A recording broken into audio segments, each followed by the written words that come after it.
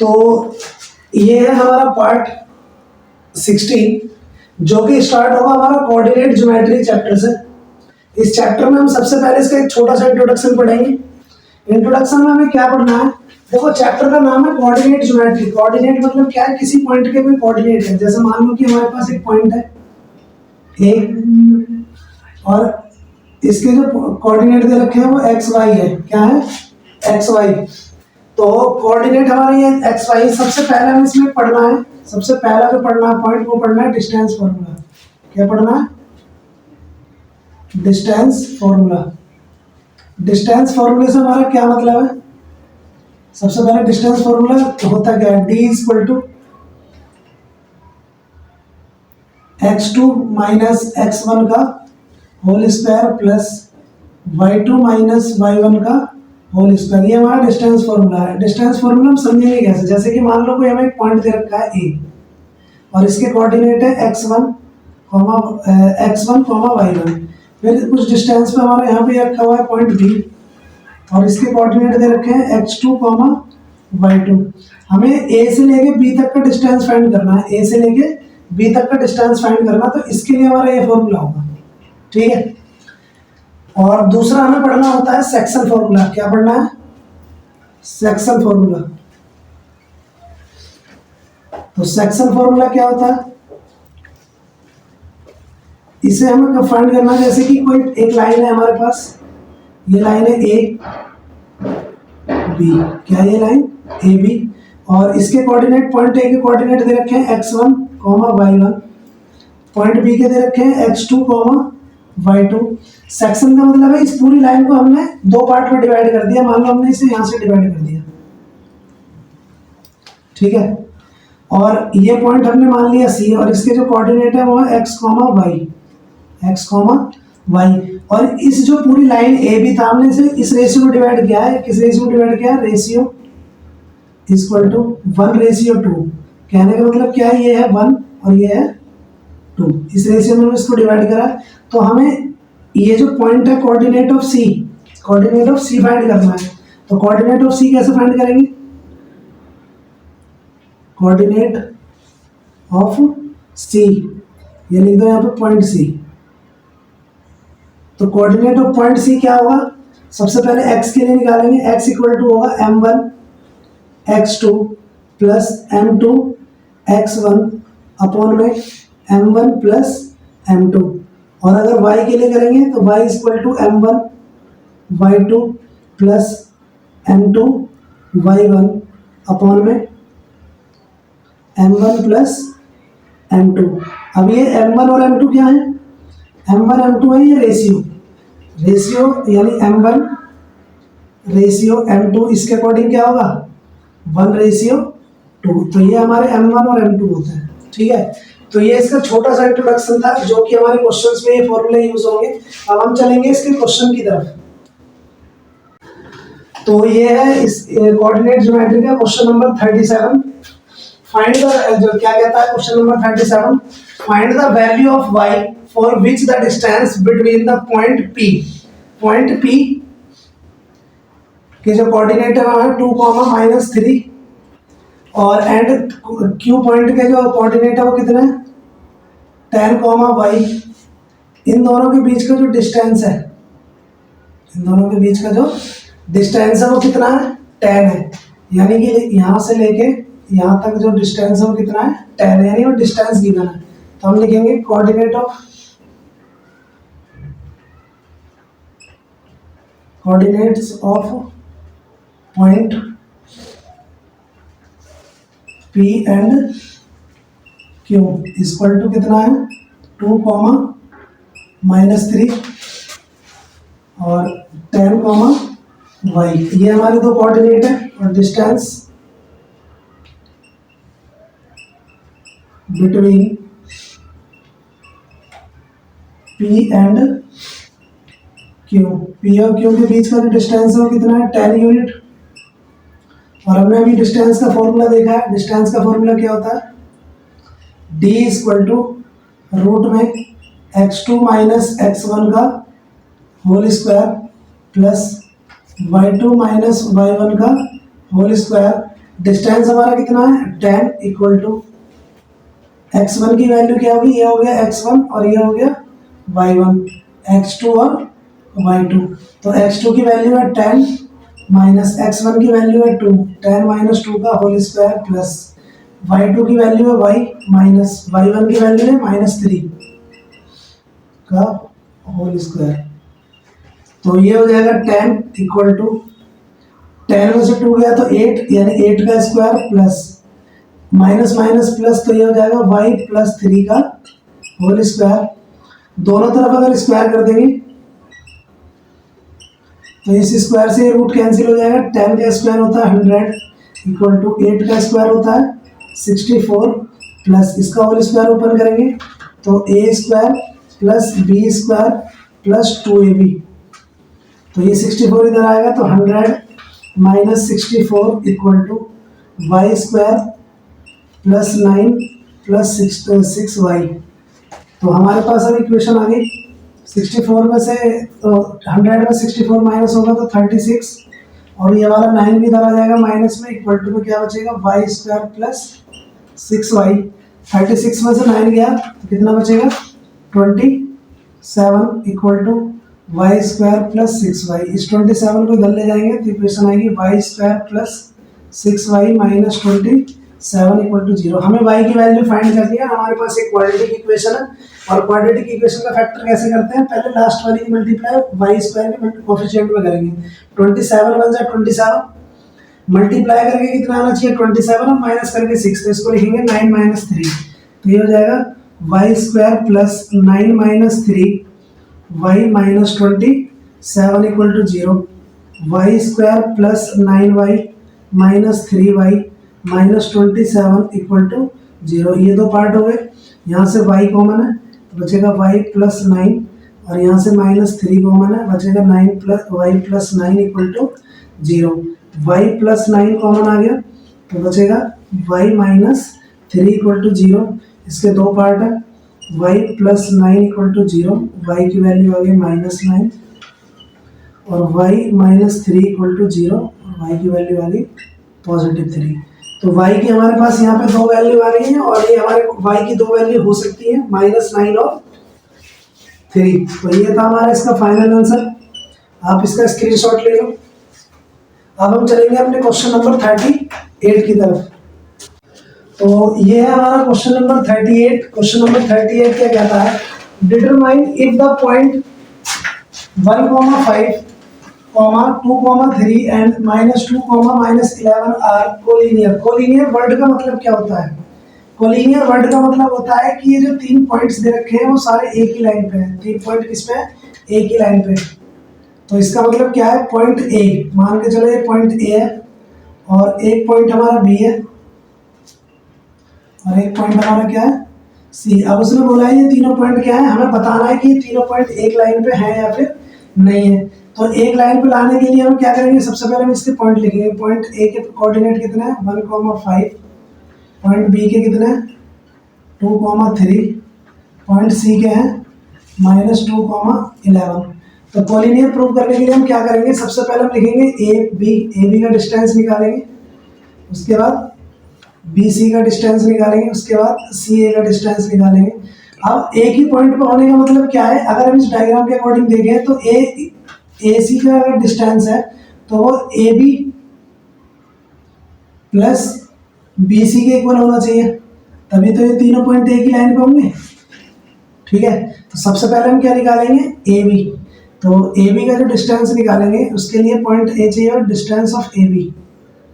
तो ए के कोऑर्डिनेट कितने हैं 1,5 और बी के कोऑर्डिनेट है 2,3। तो distance of A B, distance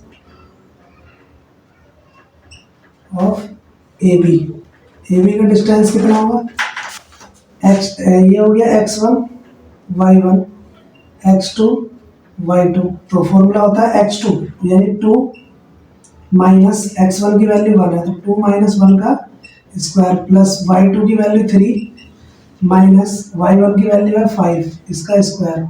तो ये हो जाएगा 2 में से 1 गया तो 1 का स्क्वायर प्लस 3 में से -5 जाएगा तो -2 बचेगा, -2 का स्क्वायर, ये हो गया -1 का स्क्वायर +1 का स्क्वायर 1 और -2 का स्क्वायर 4, 4 और 1 कितना होगा √5। तो ये ए बी का डिस्टेंस आ गया। अब निकालेंगे बी सी का। तो बी सी का जो डिस्टेंस होगा वो क्या होगा, पॉइंट बी के कोऑर्डिनेट कितने हैं 2,3 और सी के कोऑर्डिनेट है -2, -11। तो ये x2 है -2, -2 का स्क्वायर प्लस -11 -3 का स्क्वायर। तो ये हो जाएगा माइनस माइनस प्लस यानी -4 का स्क्वायर प्लस माइनस और माइनस प्लस यानी -14 का स्क्वायर। तो ये हो जाएगा -4 का स्क्वायर कितना होता है, बी सी इक्वल टू हो जाएगा -4 का स्क्वायर होता है 16 प्लस -14 का स्क्वायर होगा 196। दोनों को ऐड कर लेंगे तो 6 और 6 12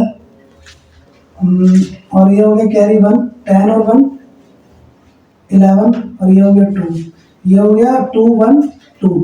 ये हमारी आएगी बी सी की वैल्यू। अब निकालेंगे सी ए की। तो सी ए की निकालेंगे डिस्टेंस के सी के पॉइंट के कोऑर्डिनेट -2, -11 और ए का है 1,5।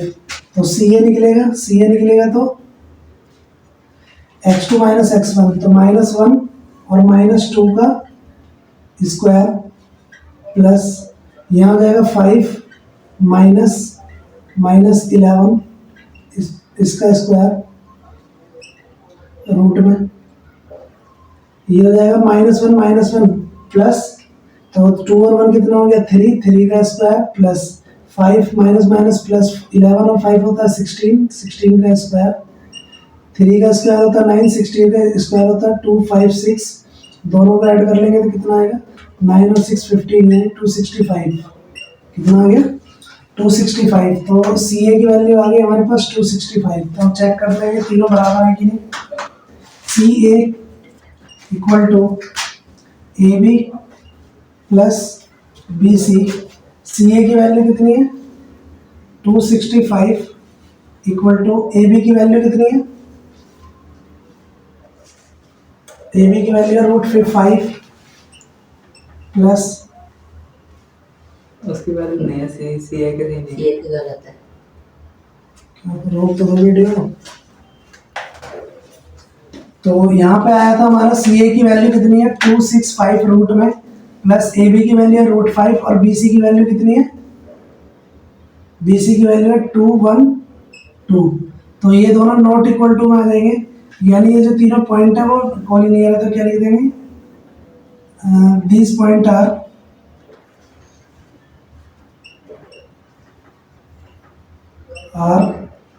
Not collinear. तो ये प्रूव कर दिया हमने, मतलब हमें बताना था कि ये कॉलिनियर है कि नहीं है, हमने बता दिया।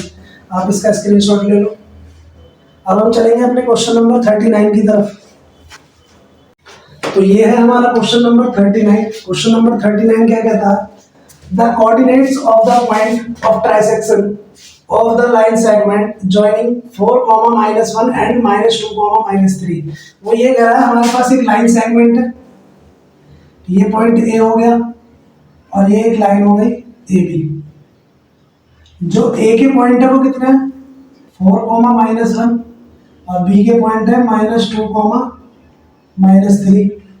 ठीक है, और इसको ट्राइसेक्शन का मतलब इस पूरी लाइन सेगमेंट को 3 पार्ट में डिवाइड किया गया है। एक पार्ट ये हो गया पॉइंट पी और एक पॉइंट हो गया क्यू।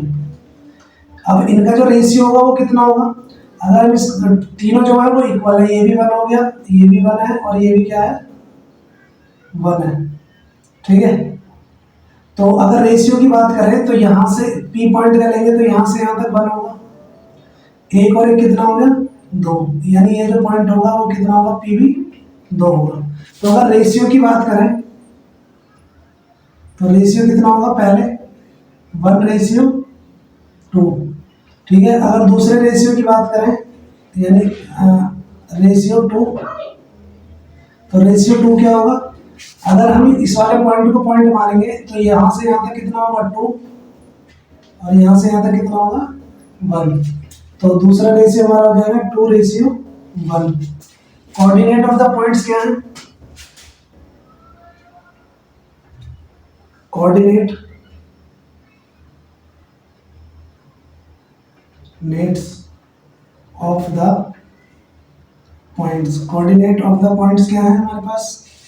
मान लो ए के पॉइंट है, ए के पॉइंट कितना है? ए के पॉइंट है 4 कॉमा -1, बी के पॉइंट है -2 कॉमा -3, और रेशियो कितना है? रेशियो पहला है 1:2, यानी m1 ratio m2 equal to कितना आ गया? 1:2। ये हमारे पास रेशियो आ गया। हमें क्या निकालना है? हमें जो पॉइंट निकालने हैं, इस पी पॉइंट के कोऑर्डिनेट निकालना है। तो coordinate of P, coordinate of the point P, coordinate of the point P कितना हो जाएगा? x, y।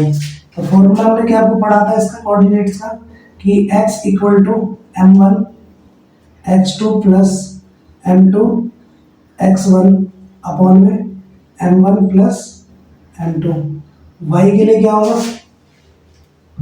y equal to m1 y2 plus m2 y1 upon में m1 प्लस m2। तो वैल्यू पुट करेंगे यहाँ पे x इक्वल टू क्या हो जाएगा? m1 की वैल्यू कितनी है? m1 की वैल्यू है 1 मल्टीप्लाई x2 की वैल्यू कितनी है? ये है x1 y1 x2 और y2। तो x2 की वैल्यू कितनी है? -2 प्लस m2 की वैल्यू कितनी है? 2 मल्टीप्लाई x1 की वैल्यू है 4 डिवाइड बाय 1 प्लस 2। तो ये हो गया 2 1 2 -2 4 2 8 अपॉन में 3। तो यहाँ बचेगा 8 में से 2 गया तो इतना बचेगा 6 अपॉन 3। इससे जो डिवाइड कर देंगे तो आएगा 2, यानी x की वैल्यू कितनी आ गई? 2। इधर से y की वैल्यू निकालेंगे तो y इक्वल टू कितना आएगा? m1 की वैल्यू 1, y2 की वैल्यू कितनी है? -3 प्लस m2 की वैल्यू 2 मल्टीप्लाई y1 की वैल्यू है -1 डिवाइड बाय 1 प्लस 2। तो -3 की मल्टीप्लाई 1 में करेंगे तो -3 आएगा, 2 की मल्टीप्लाई -1 में करेंगे तो -2 आएगा अपॉन में 3। तो ये हो गया -5 अपॉन 3। y की वैल्यू आ गई -5 अपॉन 3। तो हमारे पास coordinate of the point P,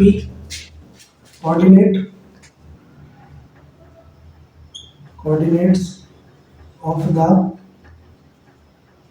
point P equal to क्या था? x, y। तो x की वैल्यू कितनी है? 2, -5 अपॉन 3। तो जब हमने रेशियो लिया था इसका 1:2, तो हमारे p के कोऑर्डिनेट कितने आए? p के कोऑर्डिनेट आए 2, -5 अपॉन 3। अब हम क्या, अब पहले इसका स्क्रीनशॉट ले लो। अब हम क्या करेंगे? हम इसके रेशियो को चेंज कर देंगे। रेशियो को चेंज करेंगे तो क्या?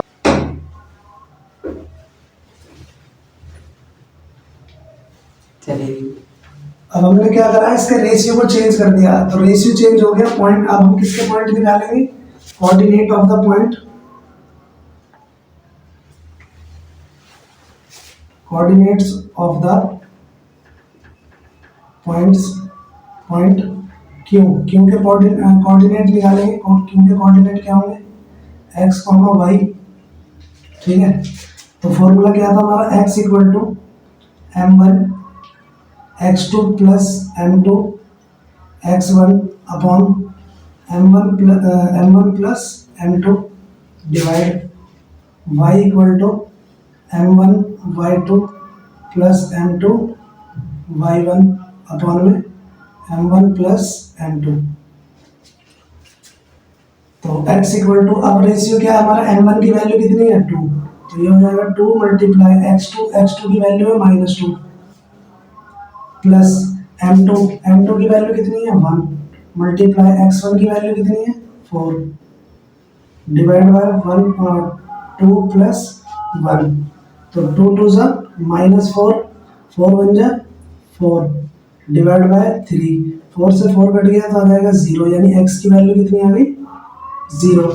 ऐसे ही y इक्वल टू कितना हो जाएगा, m1 की वैल्यू है 2 मल्टीप्लाई y2 की वैल्यू कितनी है, y2 की वैल्यू है -3 प्लस m2 की वैल्यू कितनी है 1 मल्टीप्लाई y1 की वैल्यू है -1 divide by 2 plus 1।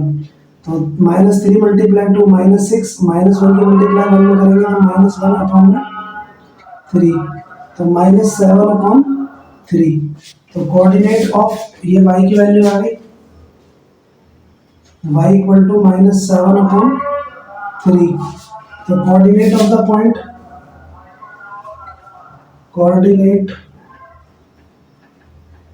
Of the point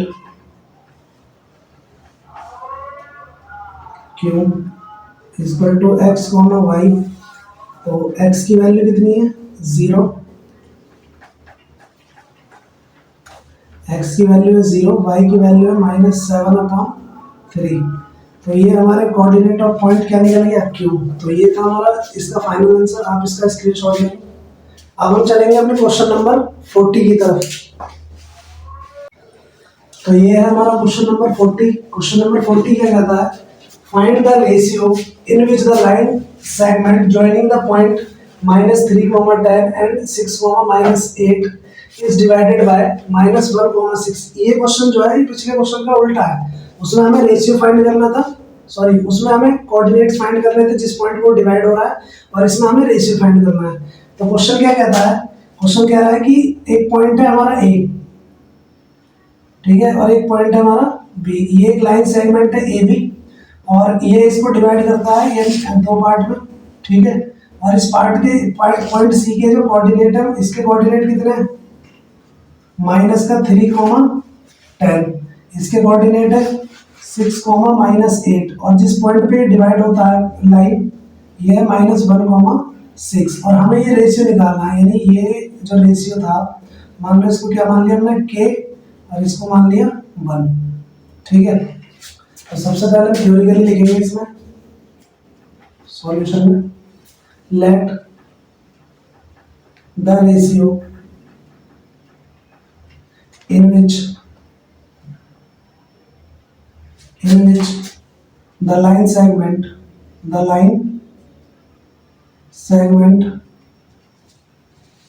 joining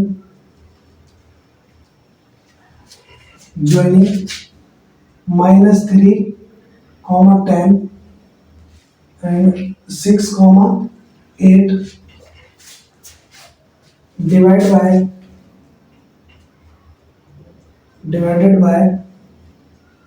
-1, 6 ratio k ratio 1। यानी हमने जो रेशियो माना है वो क्या लेट किया हमने, रेशियो k रेशियो 1। तो m1 ratio m2 equal to कितना हो जाएगा k रेशियो 1। और कोऑर्डिनेट हो गए हमारे,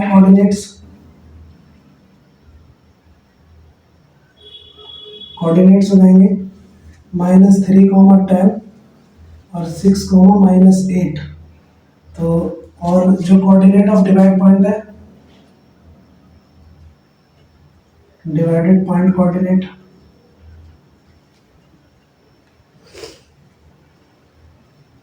हो जाएगा -1, 6। ये हो गया x1, y1, x2, y2, ये हो गया x और y। तो फॉर्मूला हमारा क्या था, section formula by section formula.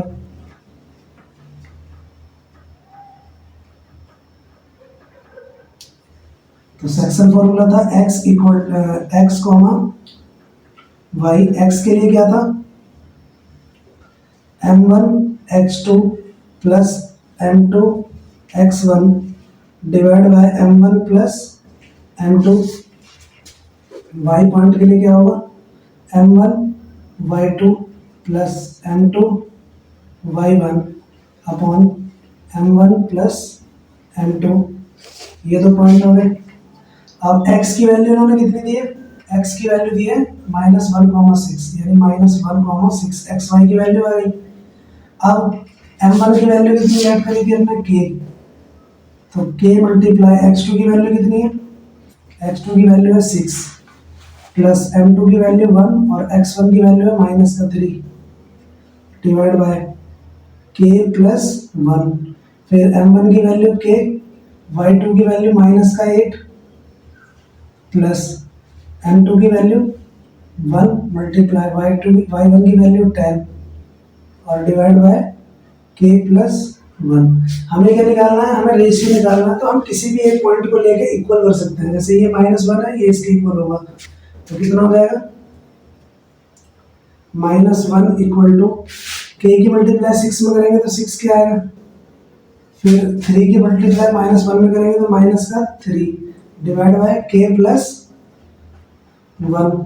इधर इसकी क्रॉस मल्टीप्लाई हो जाएगी, तो इसकी मल्टीप्लाई इसमें करेंगे तो माइनस का k, -1 की मल्टीप्लाई 1 में करेंगे तो -1 equal to 6k minus 3, k वाला इधर आ जाएगा तो माइनस k और माइनस का 6k इक्वल टू -3, 1 इधर माइनस का इधर जाके प्लस में हो गया, तो ये हो जाएगा -2 माइनस का 7k, माइनस से माइनस कट गया, k इक्वल टू आ गया 2/7, तो रेशियो हमारा कितना हो जाएगा 2/7, k के अपॉन में 1 है तो इसके अपॉन में 1 होगा, तो यही रहेगा पार्ट, तो रेशियो हमारा आ जाएगा 2/7। तो ये है हमारा इसका फाइनल आंसर, आप इसका स्क्रीनशॉट ले लो। अब हम चलेंगे अपने क्वेश्चन नंबर 41 की तरफ।